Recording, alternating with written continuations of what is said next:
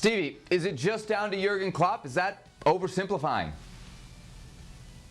Well, I think it's oversimplifying, but I'll tell you what. I mean, you talk about Liverpool have had absolute legendary managers in the past, and I'm talking Shankly, I'm talking Dalglish, and Klopp has to be up there.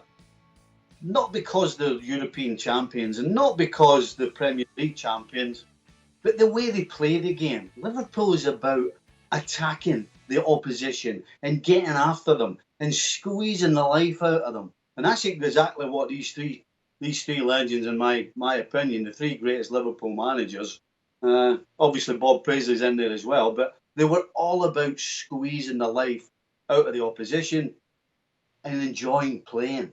You know, you look at this Liverpool team and you look at the past Liverpool teams that were champions. They played with a smile on their face. They played with determination.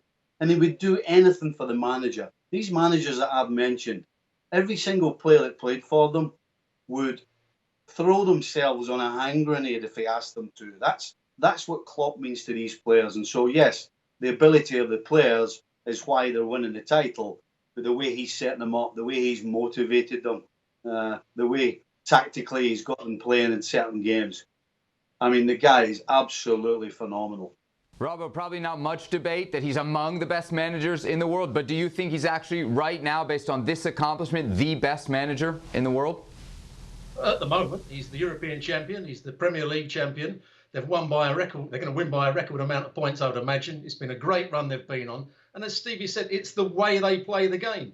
Everybody knows how Liverpool play. They press the ball high up the field. They counter-attack quickly. They've got lots of players going forward, fullbacks breaking forward, getting crosses into the box. But nobody can do anything about it. And I go back to when Stevie was playing and the great Liverpool sides. When you went to Anfield and when Liverpool came to you, the hardest thing it was to play football. You couldn't get on the ball. You couldn't make things happen because their pressing game was so good.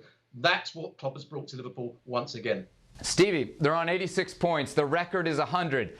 Does it matter? Should this team chase that record given the opportunity that they have, which is now to rest some players or to etch their names further in the history books? I'm not so sure that you want to rest anybody. I think the only thing in Klopp's mind and the players' mind is to win. You know, that's always been what's expected at Liverpool, is to win. And to go out and sort of diminish the way we're talking about them now, for them to go out between now and the end of the season and not produce what they've been doing would be sad. And I don't see it happening. I've talked about the great managers, and the great managers don't care what's at stake. The only thing at stake is winning. And Jurgen Klopp will be sending out whatever team to win the game and to get after it and to play the way he wants Liverpool to play. Yes, he could probably try and blood in a couple of youngsters, but not at the expense of winning.